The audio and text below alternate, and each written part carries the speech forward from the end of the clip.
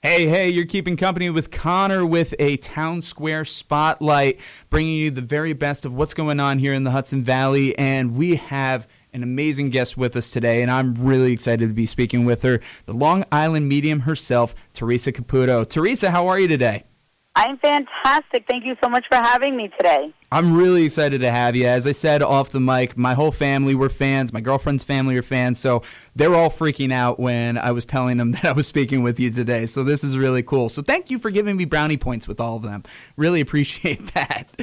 But of course. Well, I hope you're going to come down and check out the show when I'm there. Absolutely. It would be great to have you guys as a guest. Absolutely. I would love to check it out and see it. I'm excited for it. So, yeah, you have this show that's coming to Portchester, the Capitol Theater, on June 9th, and we're really looking forward to this. So, obviously, when it comes to the shows, people get to see you do these more private readings and one-on-one readings. But what are these live experiences like? What is that like for a guest? What can they expect? But also, what is that like for you, being almost bombarded with, I'm sure, a lot of energy from a lot of people? You know, it is a lot, but when I kind of put my gift in Spirit's hands, you know, they're the ones that are in charge, not me. Yeah. You know, so like I come out on the stage, I give a little quick speech on what people could expect over the 2 hours of the live experience. And then once I start sensing and feeling Spirit, I allow the souls to guide me around the space. I will just randomly stop in front of someone and start delivering powerful healing messages. We have cameras that follow me around and a big screen set up. Oh, awesome. So no matter where you're seated, you're going to be able to witness it up close and personal. And, you know, Conor, the reason why I call it the experience is because that is what it is. You know, there is something truly remarkable to be in a space and to feel the energy. You know, Spirit takes us on this emotional roller coaster, right, of feeling all of the pain and the sorrow, the loss and the grief, but then we have the levity. I have Spirit communicate with that personality and laughter, and to feel that energy and that healing is really something incredible.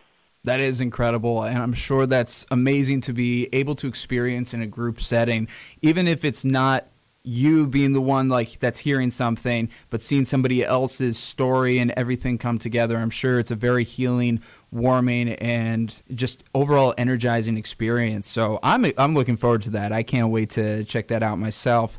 And then, of course, besides what's going on at Portchester, you also have your new show, Raising Spirits, on Lifetime. You had Long Island Medium on TLC for 10 years. You took over the 2010s, and now you're coming back to take over the 2020s with Raising Spirits. I didn't even know the show was coming on until I saw it. Mom put it on one day. It's like, is this an old episode? And she's like, no, this is new. It's like, oh my God. So obviously exciting for fans, but what is that like for you? How is it having this new show, and how are you approaching it compared to what you did with Long Island Medium?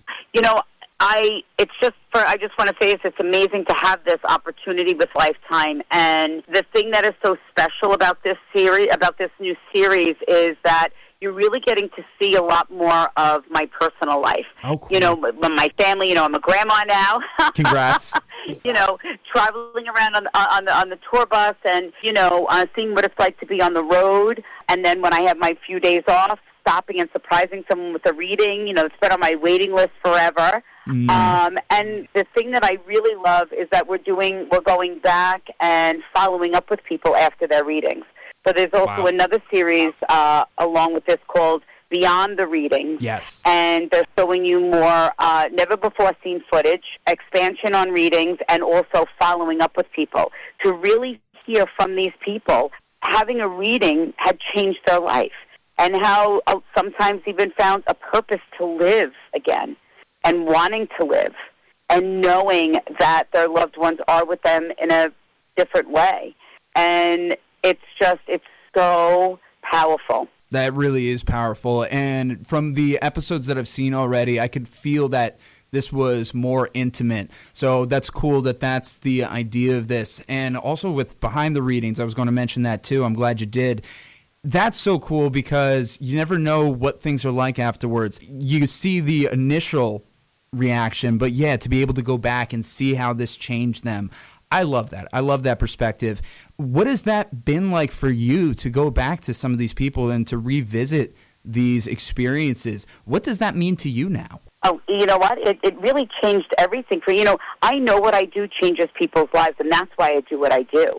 But to hear someone say that and to look at the person and to see that they're different, that they're lighter, and it just validates for me that my gift is needed more than ever, and that I need to still continue this work. It's hard. I make what I do look easy, but it's the hardest thing that I have to do is to channel someone's departed loved ones.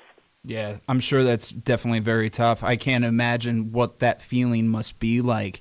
And since you said with this is needed more than ever, your new show, all these new programs that you're doing, this is all in a post-pandemic world. And I'm not saying that whether you see more or less COVID cases, but there's an energy to the culture. There's an energy to the world.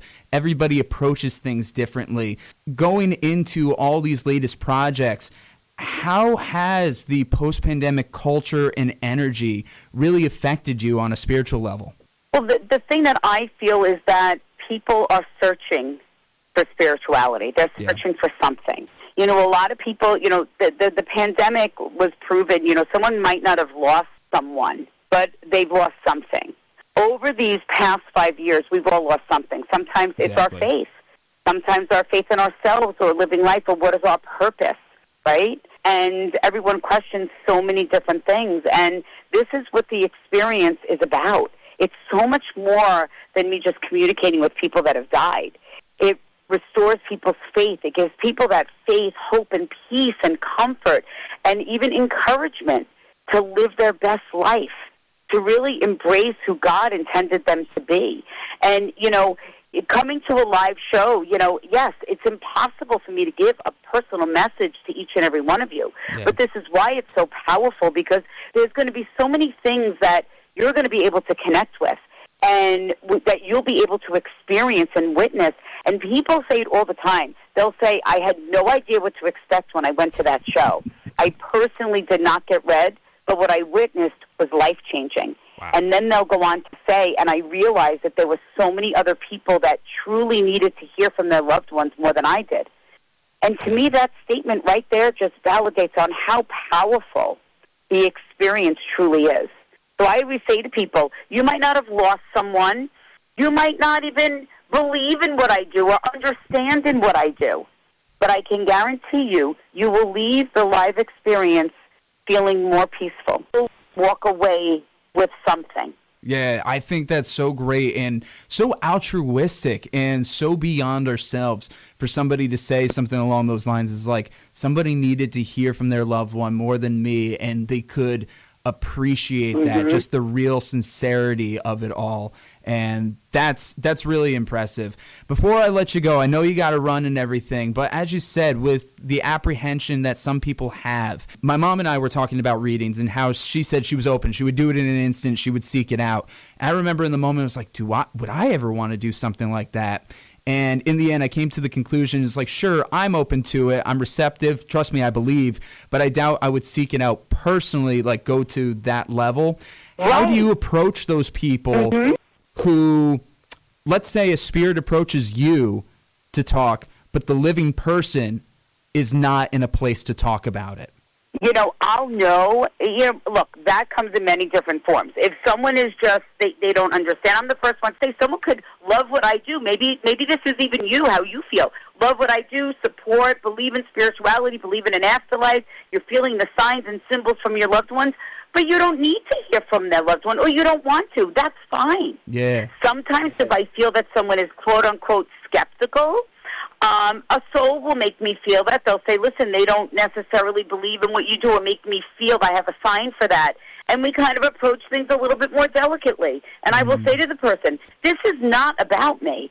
I don't care if you believe in what I do. It doesn't matter to me. I want you to believe in an afterlife. I believe and know that we all have the ability to connect with our own departed loved ones. And I want everyone to know that the things that they sense and feel, that they think that is odd, weird, maybe even just a coincidence, or it might just remind them of their loved one that has died, to know that that is them.